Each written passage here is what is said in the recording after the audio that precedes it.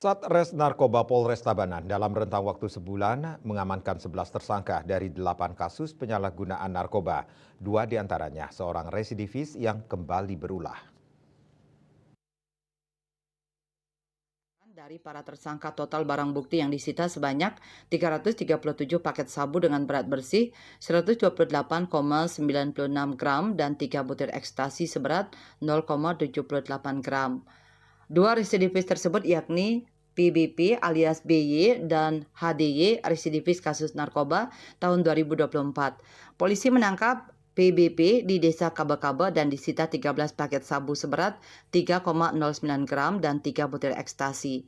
Kasus lainnya melibatkan HDY warga Badung yang juga seorang residivis narkoba. Tersangka bersama pasangannya Kas ditangkap di pinggir jalan menuju perumahan Puri Ganesha Tabanan dengan 4 paket sabu seberat 0,54 gram. Dari 8 kasus penyalahgunaan narkoba yang berhasil diungkap, salah satu kasus yang mencolok adalah penangkapan GST, NKS alias AN, dan SH alias IPL dengan barang bukti terbanyak yakni 300 paket sabu seberat 120,16 gram. Hasil pengakuannya, barang tersebut diambil di wilayah Pangkung Tibah. Sementara itu, berbagai cara digunakan para tersangka untuk menyembunyikan sabu. INS alias PR misalnya menyimpan sabu dalam potongan ranting bambu sebelum akhirnya tertangkap di Jalan Batu Karu Tabanan. IPAS alias JBL kedapatan menyimpan sabu di atas kasur kamar tidurnya di Desa Gobo, Kecamatan Tabanan. Selama 1 bulan, ya, yang tergabung dalam operasi Cipkot, Cipta Kondisi,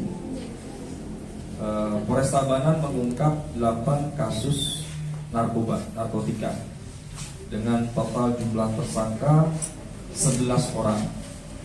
9 diantaranya adalah laki-laki dan 2 perempuan. Terhadap para tersangka dijerat dengan pasal 112 dan 114 Undang-Undang RI nomor 35 tahun 2009 tentang narkotika dengan ancaman hukuman maksimal 20 tahun penjara. Raiswantara, Bali TV.